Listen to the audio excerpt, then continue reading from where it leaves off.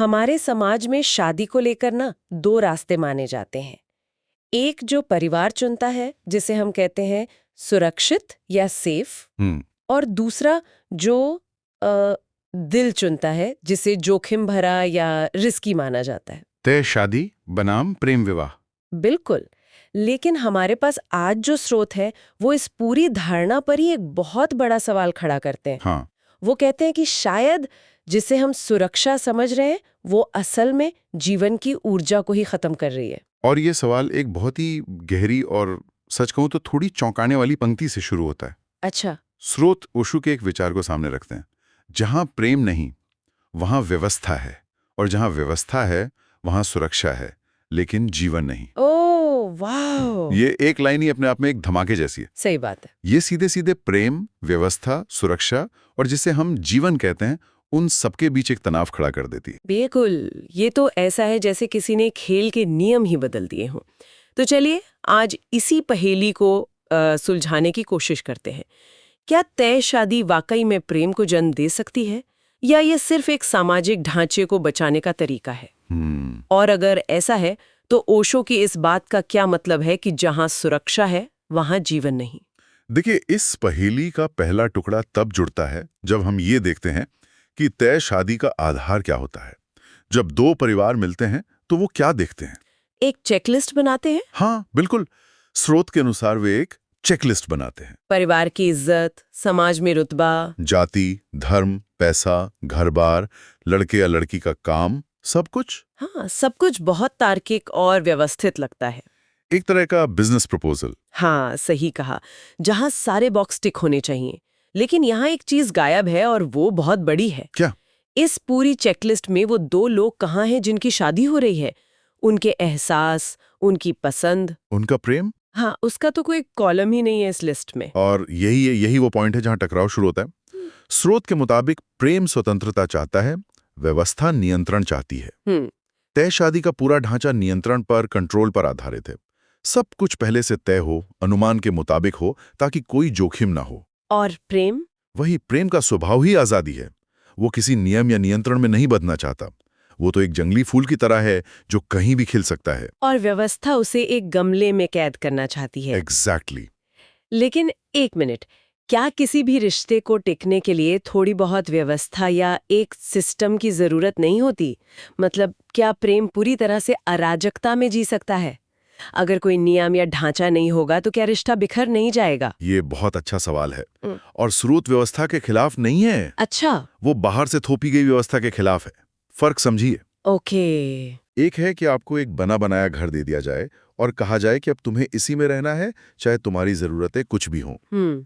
और दूसरा है कि दो लोग मिलकर अपनी समझ और प्यार से ईंट दर ईंट अपना खुद का घर बनाएं। वाह। वो घर भी एक व्यवस्था है, लेकिन वो उनकी अपनी बनाई हुई है, उनकी आजादी से पैदा हुई है। समझ गए। तय शादी अक्सर पहले वाले विकल्प की तरह होती है। वाह, ये तो बहुत साफ तस्वीर पेश करता है। मतलब समस्या ढांचे में नहीं बल्कि इस बात में है कि वो ढांचा बनाया किसने और क्यों। बिल्कुल। तो फिर ये सवाल उठता है कि हम इंसान इस बने बनाए सुरक्षित घर के लिए इतने लालायत क्यों रहते हैं? हम प्रेम के साथ आने वाले जोखिम से इतना डरते क्यों हैं? क्योंकि प्रेम की प्रकृति ही अनिश्चित है। इसमें कोई गारंटी नहीं है। ये एक अनजान समुद्र में नाव उतारने जैसा है। आपको नहीं पता कि तूफान आएगा या शांत लहरें मिलेंगी। सही है। इसमें दिल टूटने का खतरा है। इसमें एक दूसरे को ना समझ पाने की असफलता का डर है। इसके लिए हिम्मत चाहिए। और तय शादी ठीक इसका उल्टा ऑफर करती है। हाँ।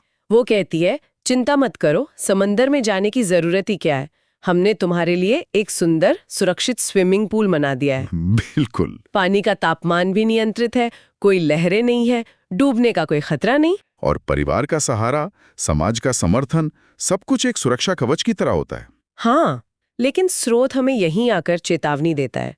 वो कहता है कि ये जो सुरक्षा का मोह है, यही सबसे बड़ी बाधा है। बिल्कुल।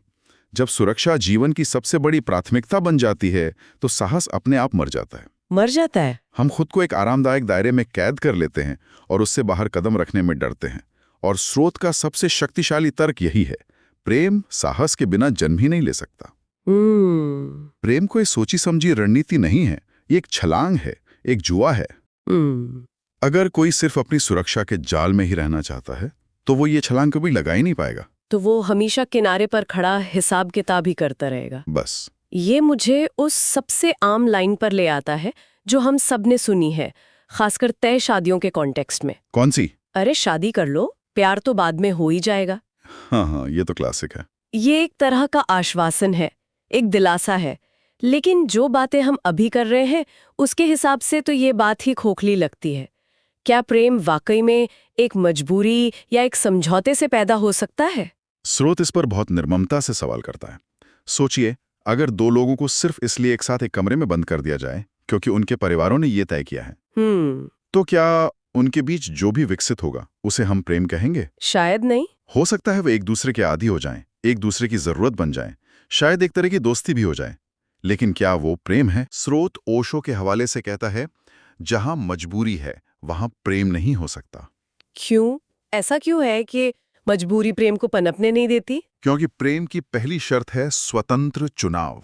अच्छा। मैंने तुम्हें चुना है, इस एहसास में एक गरिमा है, एक उत्साह है। सही बात है। तय शादी में ये चुनाव अक्सर होता ही नहीं, ये किसी और का फैसला होता है जिसे आपको स्वीकार करना होता है। तो रिश्ते की नींव ही एक मजबूरी पर, एक करना पड़ेगा की भावना पर रखी जाती है। तो उस पर प्रेम का महल कैसे खड़ा होगा? बहुत मुश्किल है।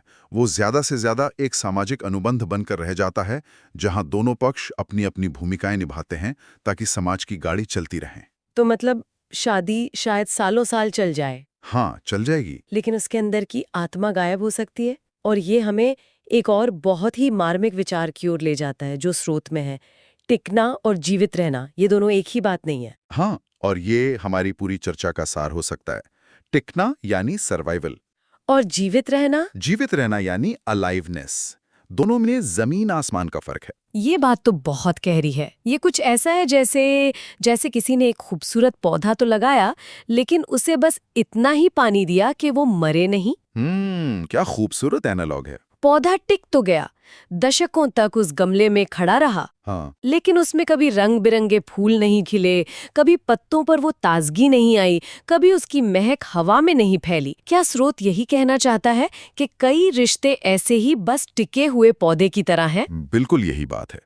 तय शादियां दशकों तक टिक सकती हैं, लोग पूरी जिंदगी साथ गुजार देते हैं, और बाहर से देखने वालों के लिए वो एक सफल विवाह का उदाहरण होता है। हाँ, सफल। लेकिन क्या वो रिश्ता सच में जीवित है?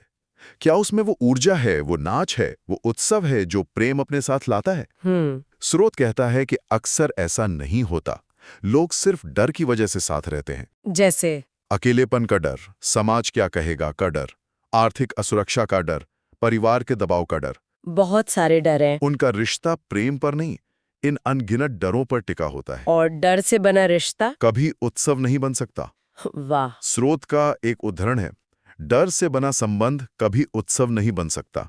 वो ज्यादा से ज्यादा एक समझौता हो सकता है, एक जरूरत, एक आदत हो सकता है, लेकिन उत्सव नहीं।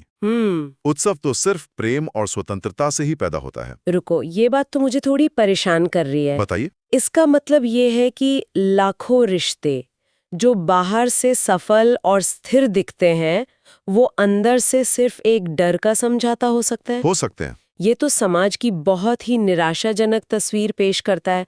तो इन सब बातों को सुनकर तो यही लगता है कि स्रोत तय शादी को पूरी तरह से खारिज कर रहा है।